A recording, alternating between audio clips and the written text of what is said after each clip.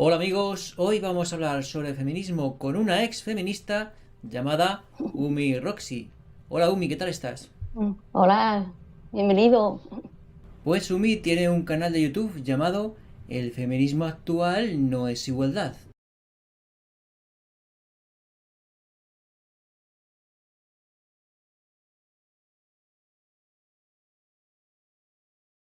También tiene un canal de Telegram llamado Feminismo Científico y en Facebook la podéis encontrar como ni machista ni feminista, científica. Pues cuéntanos Umi, ¿cómo dejaste de ser feminista? Pues fueron un cúmulo de cosas. Fueron entre experiencias personales, sobre todo, y luego empecé a buscar información científica sobre las diferencias cerebrales entre hombres y mujeres, y eso también me hizo como aceptar que somos distintos. Y porque antes creía que todo era una construcción social y que si las mujeres nos comportábamos de una manera, era porque nos habían educado con eso, tanto los padres como los medios de comunicación, y que si el hombre se comportaba de otra, pues lo mismo, que era por medio de la educación que recibíamos. Y gracias a la ciencia y a la neurociencia, pues pude descubrir que hay diferencias innatas y ya por lo menos me sentí en paz conmigo misma, de no estar luchando, porque claro, al tú creer que todo es una construcción, o tú tienes que luchar todos los días mmm, para que no eduquemos en roles de género y para que toda la educación sea neutral. Y entonces una vez que tú ya conoces que sí hay diferencias innatas, tú no puedes luchar contra ellos, porque ya viene desde que nacemos. Entonces eso me trajo mucha paz mental, el saber ese conocimiento. Porque tú estuviste militando en Podemos. Sí, ¿Cuántos años estuviste en Podemos? pues entre 4 y 5 años. Podemos se creó en el 2015, más o menos, pues estuviste hasta el 2019, ¿no? Sí. En fin, yo también estuve 2 añitos allí y lo dejé en el 2017, creo recordar. Bien, pero cuéntanos, ¿qué te hizo ser feminista? ¿Te lo enseñaron en la escuela? ¿Lo viste con Ah, tus amigas en la adolescencia? ¿Cómo fue aquello? pues más bien, yo no conocía el feminismo hasta que entré en la universidad, eh, que lo terminé, el año pasado lo terminé, y bueno, yo empecé la universidad varios años antes, lo que pasa es que tuve un parón por problemas emocionales, una depresión, y tuve que parar y después otra vez volví, y ahí es cuando yo empecé a conocer el feminismo, porque en la primera etapa nadie hablaba de eso, yo ni lo conocía. Y ya en la segunda, pues vi tablones en los corchos de la universidad, pues vi anuncios, ponía asamblea feminista tardía, ven o únete a nosotras. Y claro, esto como yo también estaba sin amigos, había venido como casi nueva, pues lo vi como una vía de escape para yo tener más sociabilidad y tener como un grupo de amigos. Y entonces pues empecé a ir a la asamblea y ya es como me conformé, como me transformé en feminista, aprendiéndome todo el discurso que ellas decían. ¿Y esa segunda etapa en la que estuviste en la universidad, en qué año comenzó? Pues sería, yo tuve, la primera etapa fueron 2 años y ya en la tercera fueron 3 años. Y si fue el año pasado, pues sería 19 en el año 2017 por ahí. Ajá. O sea, empezaste en el 2017 tanto en la universidad como en Podemos. Yo creo que en Podemos, si no era ese año, fue un año anterior. ¿Entraste antes en Podemos que en la universidad en tu segunda etapa? A ver, en Podemos empezó en el 2015, ¿no? Sí, ahí es Ahora cuando se yo, creó el partido. yo empecé en el 2016. Entonces, Mm. estuve aquí en Cádiz durante el 2016 y ya en 2017 pues me incorporé a la universidad de nuevo. Pero si estabas en Podemos desde el 2015 o 2016, ¿cómo es que no conocías el feminismo? Dado que Podemos es un partido feminista, muy feminista, ¿no te enseñaron allí lo del feminismo o qué? Pero es que el primer año en Podemos no hablaban de feminismo, hablaban de desahucio, de quitarle dinero a los más ricos. mm, decisiones de más bien de los pobres, de intentar de los de abajo contra los de arriba. Y ya después en el segundo año, cuando empezaron ya los anticapitalistas a meter más cosas nuevas, todo el paquete progre, como se suele decir, el LGTBI, el feminismo, pero que el primer año no hablaban de eso. Es verdad, yo recuerdo que el primer año no hablaban de eso y por eso yo me metí allí. Porque no hablaban de feminismo, ¿no? Y no parecía que fuesen feministas. Yo no lo descubrí hasta el 2016, allá por octubre.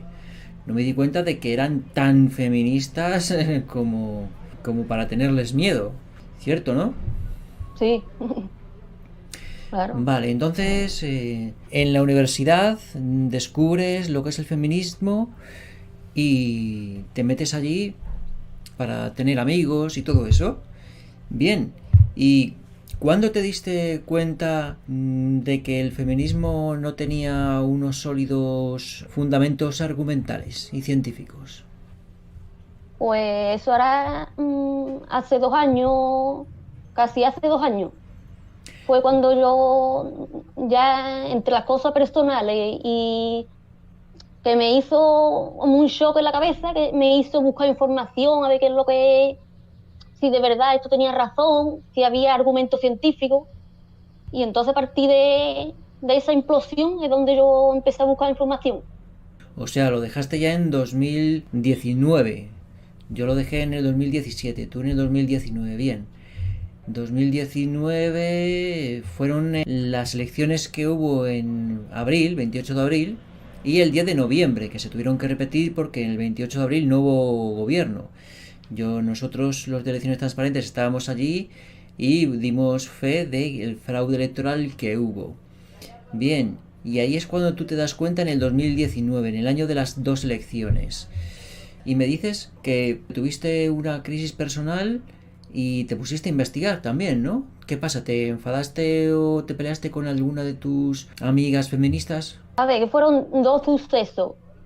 Primero, es que yo tenía una relación con un aliado de estos feministas que al año y medio, pues como que yo me sentía maltratada y claro, y cada vez estaba peor, empecé a perder peso, más problemas psicológicos y ya hasta llegué a un momento que lo corté. Y entonces, después de esa relación, conocí a otros aliados y también, como tenía características parecidas, y entonces yo me di cuenta de que el feminismo no estaba sirviendo para lo que decía, ¿no? De construir a los supuestos hombres y volverlos buenas personas. Entonces yo me di cuenta que eso era como un disfraz que utilizan algunos hombres para ligar con chicas jóvenes o vulnerables o que tienen problemas emocionales. Entonces yo me di cuenta que el objetivo que supuestamente quería el feminismo de eliminar la violencia de género, que era mentira. Y aparte, pues mis amigas, yo no me llevaba muy bien porque tenían como rasgos narcisistas, como si me miraran por encima del hombro, y entonces siempre me estaban dando consejos no solicitados, recomendaciones, como te digo yo, que me trataban como si fuera yo inferior y ellas superiores, y entonces pues que no me hacía sentir bien. Y yo vi que mi personalidad, aunque yo intentara ser como ella, que no me sentía bien con esos aires de superioridad. Entonces, pues, entre una cosa y otra, pues acabé dejando el feminismo y, como te he dicho antes, pues ya a partir de ahí es cuando yo empecé a ver canales de YouTube antifeministas, buscar información científica, no basada en la perspectiva de género, y es cuando descubrí yo toda esta mentira que no había contado. Muy bien, ¿y podrías ahondar más en la psique de los aliados masculinos, aliados feministas? Cuéntanos, por favor, ¿qué se esconde tras su hipocresía? Yo te hablo de experiencia personal, no quiere decir que esto suceda en general porque no lo conozco, pero en lo personal pues hay varios tipos.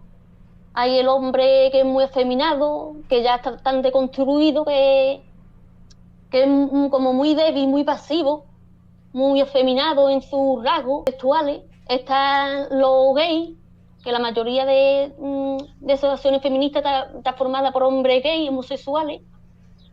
Y el último, pues, es como un tipo con rasgos psicópata, narcisista, que se hace pasar por aliado, se aprende todo el discurso feminista y finge muy bien el papel. Y a lo largo de los años, si tú tienes una relación estrecha con esa persona, es cuando te vas dando cuenta que todo era una farsa.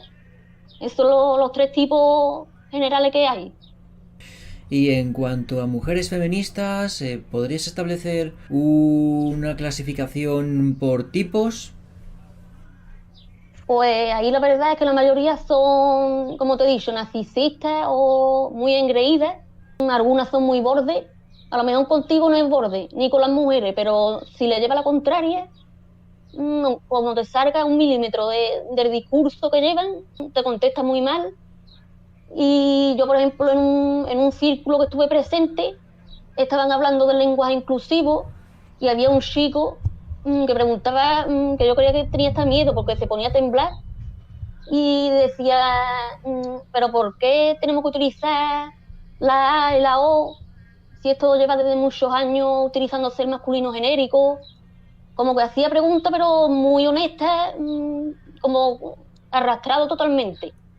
Y ella pues estaba muy a la defensiva, le contestaban muy mal, se reían por lo bajo, mucho cuchicheo, y yo verdaderamente lo pasé mal por ese chaval, y la verdad es que muchos de los chicos que empiezan, después no los he vuelto a ver, porque en cuanto que ven cómo los tratan, no, como o devuelve una sabandija, alguien súper arrastrado, o por ahí no vuelve a pasar. Mm. Muy bien, y ahora veo que tienes tu canal de YouTube y que tratas cosas muy interesantes. Como por ejemplo el último vídeo que he visto, que has subido, tratas sobre las diferencias biológicas e innatas entre los hombres y las mujeres. ¿Podrías hacernos así un pequeño resumen de las diferencias biológicas que hay entre los hombres y las mujeres a nivel cerebral?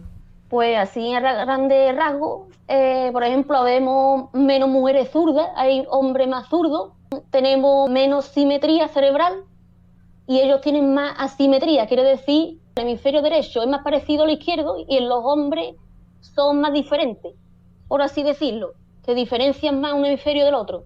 Y eso hace que te concentres en una tarea como un poco de forma obsesiva, muy centrada. También nuestro cerebro es un poco más pequeño, pero en cambio el hipotálamo y el hipocampo, que es donde están las emociones, pues es más grande. Tenemos también más espeso, tenemos más materia blanca también, y la fibra nerviosa, pues tenemos un 20 a un 30% más, y no disminuyen con la edad, y con los hombres sí sucede eso.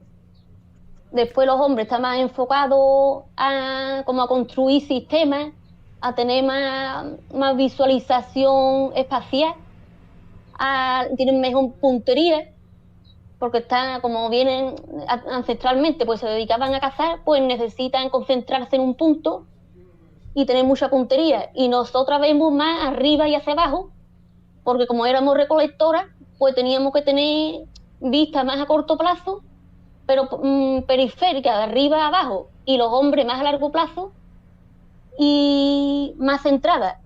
Y la memoria a largo plazo también es mayor en nosotras, y en ello la memoria de trabajo es la que funciona mejor.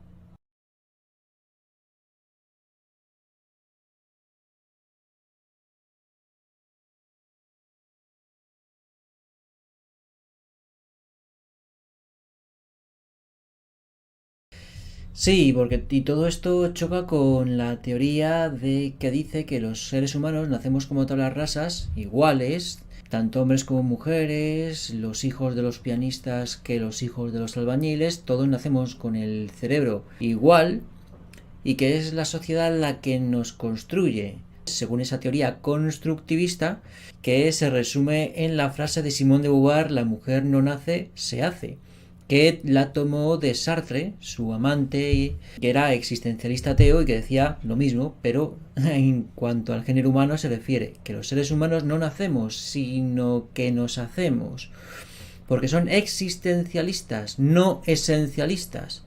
No creen que exista una esencia, una naturaleza humana, sino que todo viene determinado por la cultura, Pues esta teoría constructivista se impuso después de la Segunda Guerra Mundial. Antes de la Segunda Guerra Mundial predominaba la visión de Sigmund Freud y gente como él que decía que los comportamientos, los gustos, las aficiones de los seres humanos venían determinadas por la biología. Pero luego cambió radicalmente y hemos llegado al punto de hoy en el que se afirma y se enseña en clase, tanto en la universidad como en el colegio, que los seres humanos nacemos como tablas rasas y que somos puros constructos sociales. Entonces, ¿podrías explicarnos, Umi, cuándo se produjo este cambio y quiénes fueron sus principales impulsores?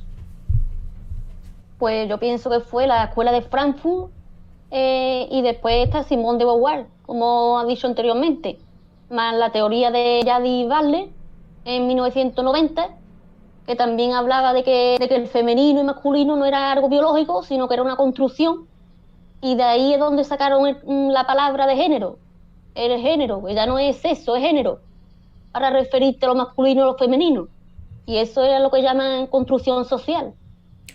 Y en tu último vídeo mencionaste a Vygotsky, que Sí, era un educador, y este señor también era constructivista.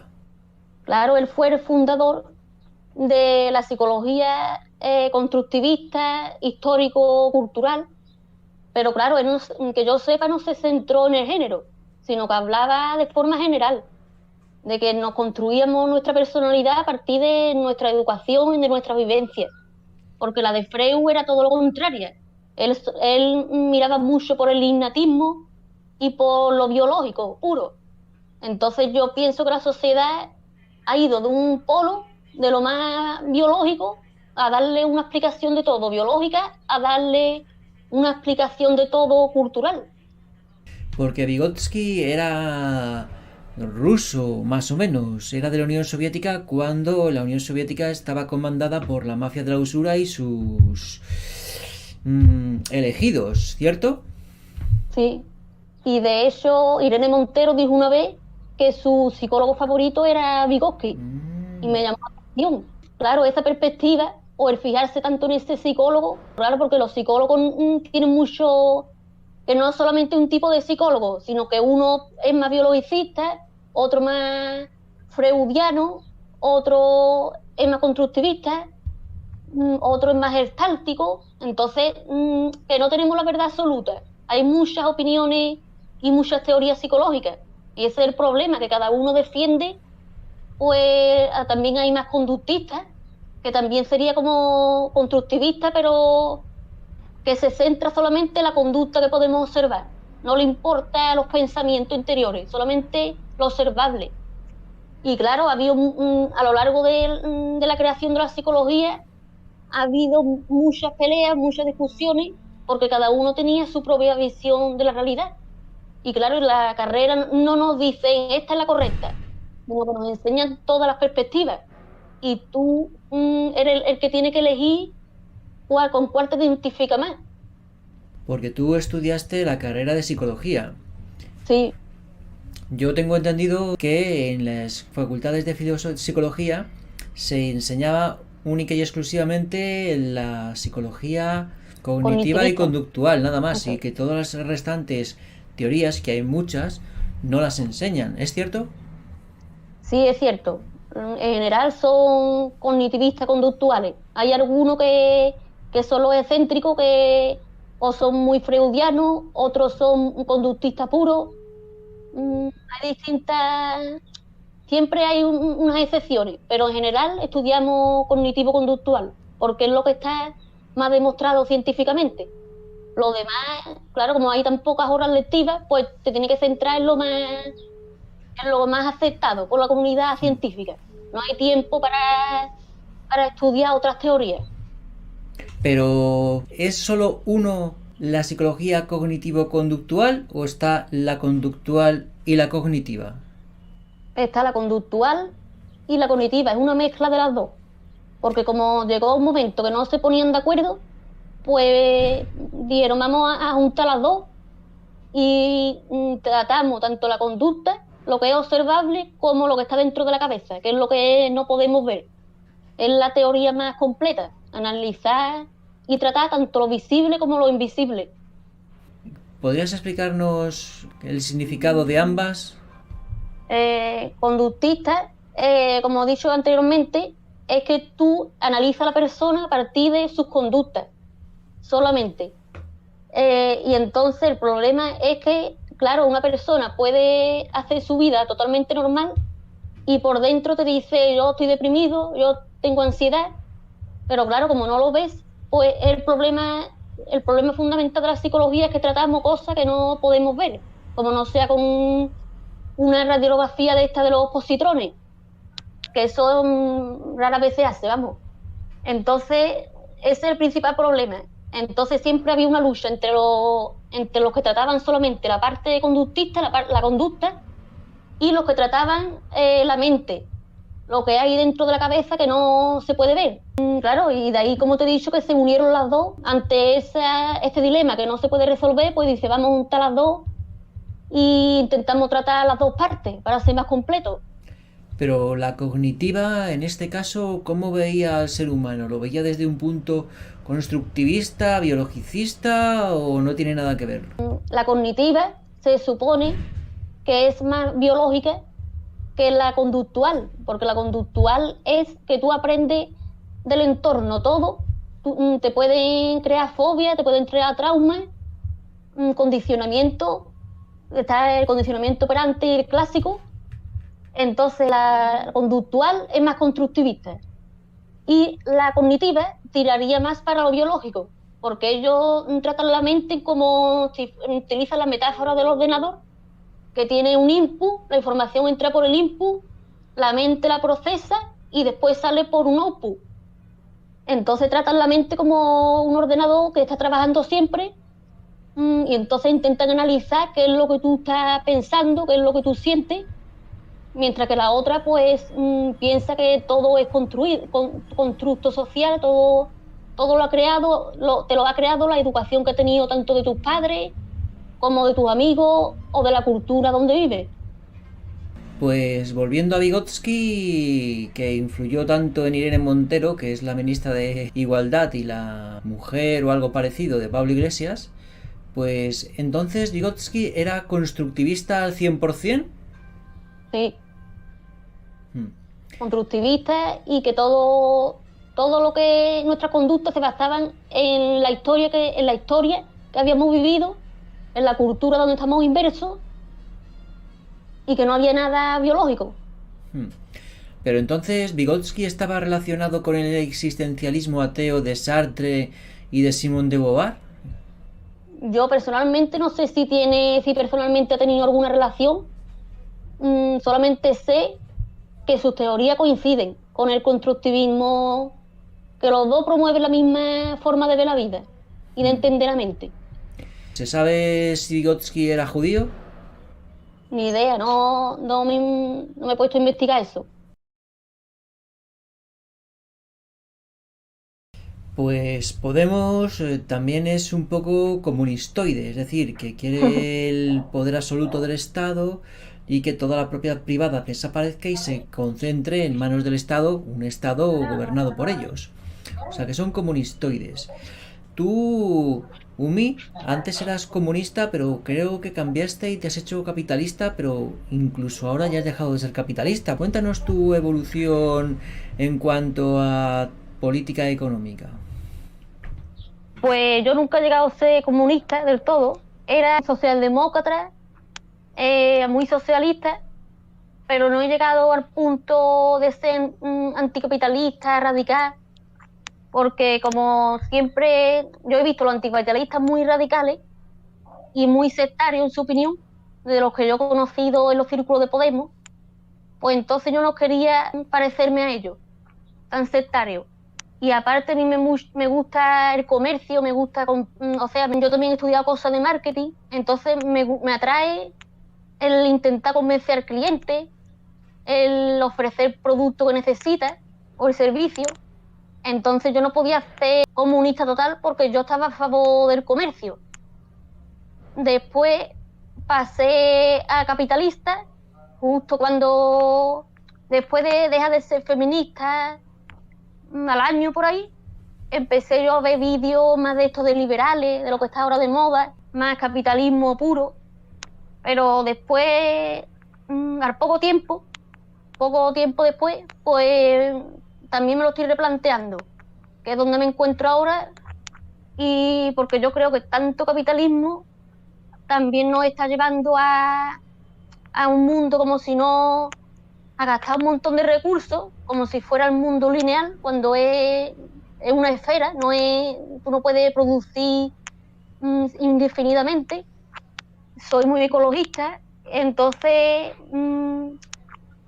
y también, por ejemplo, las ciudades capitalistas están llenas de edificios, demasiadas tiendas,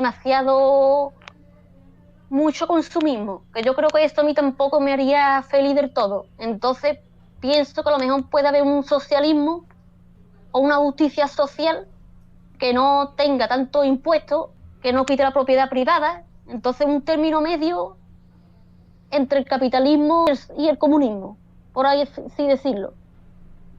Y volviendo al feminismo, has hecho algunos vídeos diciendo que más les convendría a las mujeres que el feminismo no hubiese existido y que no hubiésemos salido de los roles tradicionales, entre comillas, de hombre y mujer. Es decir, que el hombre iba a trabajar y la mujer se quedaba en casa como una reina y un ama, pues cuidando a los hijos. Cuéntanos, háblanos sobre ese tema, por favor.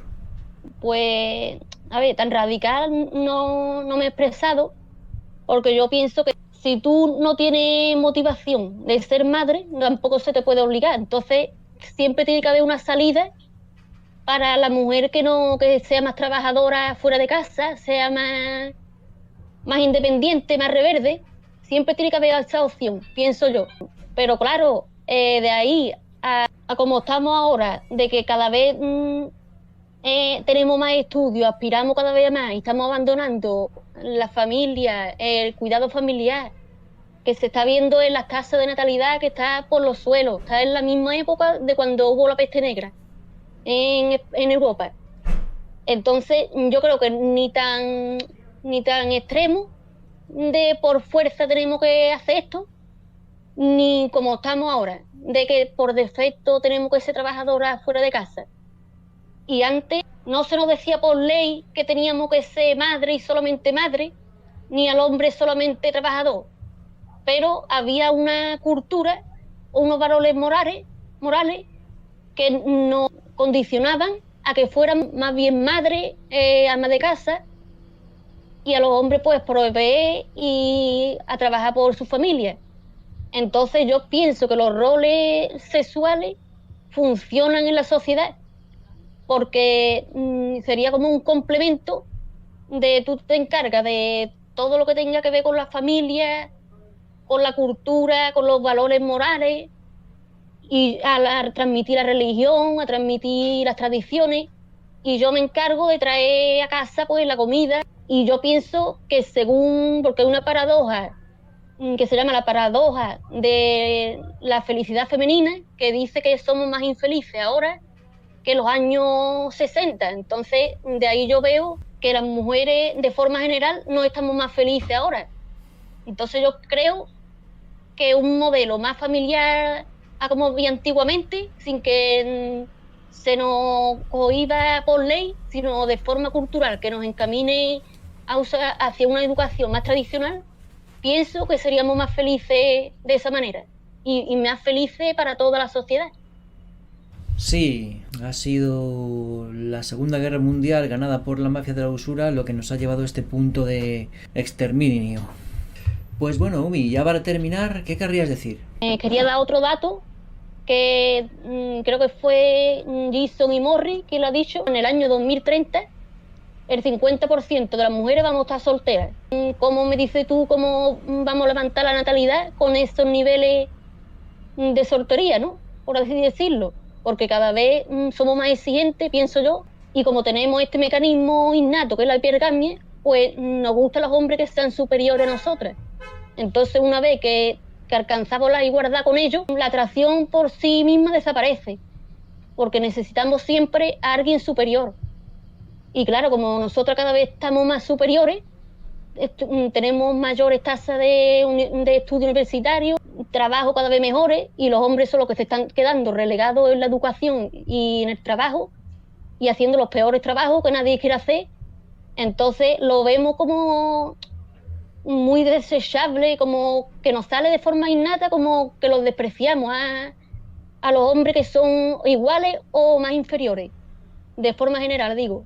Entonces necesitamos que el hombre vuelva a ser superior, por lo menos en algún factor superior a nosotras, para que vuelva a venir esa atracción. Sí, porque la hipergamia es algo biológico, natural, no es un constructo social, que lleva a las mujeres a buscar pareja con hombres de mayor estatus que ella, ¿cierto? Cierto. Y claro, si los hombres son mediocres o de baja calidad, pues las mujeres no sienten atracción, no sienten atracción, ¿cierto?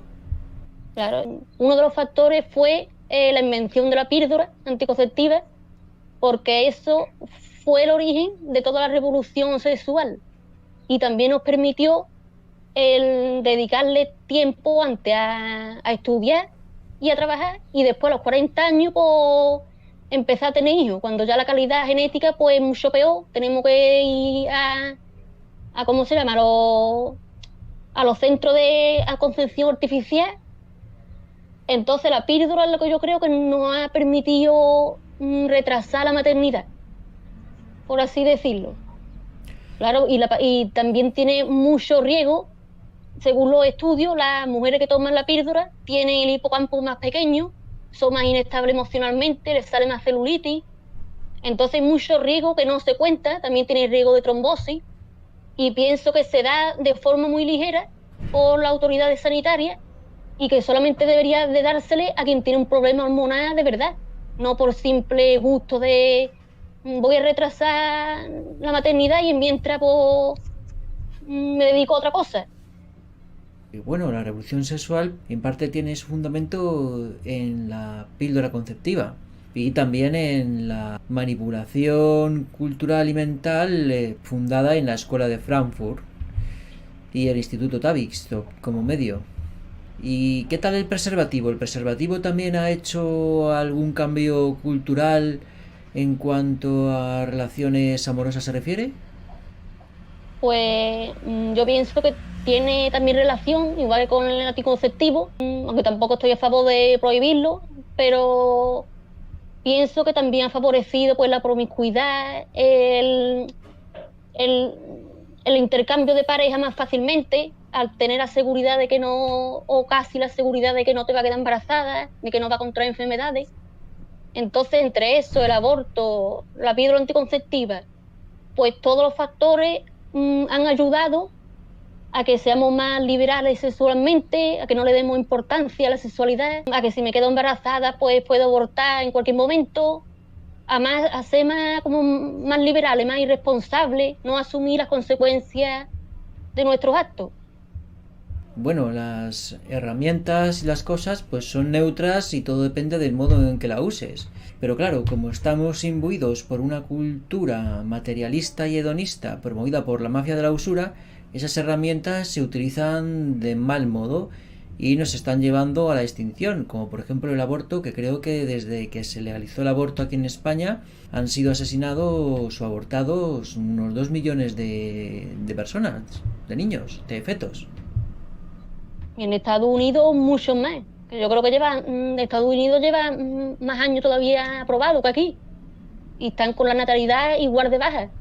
Ahora mismo es cuando se están preguntando qué es lo que pasa, cómo podemos solucionarlo, porque están viendo que los efectos son devastadores. Nos han comido tanto la cabeza que tenemos que trabajar, que tenemos que tener un éxito profesional a toda costa. Pues ya es que hemos deshumanizado al ser vivo o al ser humano. Y preferimos tener un trabajo antes que gastar tiempo en mantener un niño. Lo vemos como una carga, el tener hijos. Y bueno, yo creo que esta reducción de natalidad está hecha a propósito. No es fruto de la casualidad, sino que es algo deseado y buscado por las élites que mandan, que es la mafia de la usura. ¿Tú piensas lo mismo? Sí, y yo vi un documento hace poco que lo ponía, que decía, vamos a intentar promocionar el trabajo de la mujer a toda costa, por todos los medios, para reducir la natalidad. Y después, si quieres, te lo paso. Lo descubrí hace poco. Pues muchísimas gracias, Sumi, por tus palabras y tu tiempo. Y ya para terminar, ¿qué querrías decir? Y otro aspecto también que me preocupa es el hombre ha sido reemplazado por el Estado. Entonces ahora, en vez de pedirle las cosas a los hombres como antiguamente, ahora dependemos totalmente del Estado y todo, como dice el feminismo, que todo lo personal es político, o todos nuestros traumas, nuestra falta de amor que tenemos actualmente, se la trasladamos al Estado y queremos que el Estado nos solucione todo. Y el Estado no está para eso, el Estado está para hacer cumplir las leyes, ser racional, no ser emocional. Y de ahí viene pues todas estas leyes que las quieren con la perspectiva de género, quieren de una justicia neutral, quieren pasarla a una que beneficie totalmente a la mujer. Y de ahí, y eso viene por la emocionalidad o la subjetividad que estamos aplicando a la justicia. Entonces veo que el hombre ha sido reemplazado tanto por el Estado, por la automatización de los robots. La tecnología ha hecho un daño terrible a la labor que tenían los hombres de hacer los trabajos más duros. Y de hecho, yo me he leído el manifiesto SCU de Valeria Solana y dice, para alcanzar la igualdad hace falta eliminar el gobierno, porque ella se supone que era anarquista, hace falta eliminar la moneda, el dinero, que tampoco explica cómo lo quiere hacer, no explica nada, y hace falta la automatización total, porque eso permitirá pues hacer al hombre más débil, claro, perder la fuerza, porque ya no la tiene que utilizar, pues nosotros como estaremos físicamente más igualados al hombre, y por la calle yo lo veo, que los hombres son muy canijos, muy endebles, que parece incluso más fuerte la mujer al lado que el hombre. Y yo pienso que todo eso viene de lo mismo, tanto de la automatización como del bifenol A, que está disminuyendo la testosterona, promoviendo las hormonas femeninas. La cultura también está feminizando a los hombres, con la deconstrucción esta de la masculinidad tóxica. Pues parece que todo está, Occidente, todo está encaminado a debilitar al hombre, a hacer a la mujer más fuerte, y ese es el camino que estamos yendo. No sé dónde vamos a terminar.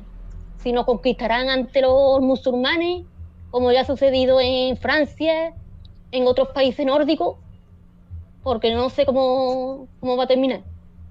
Pues muchísimas gracias, Sumi.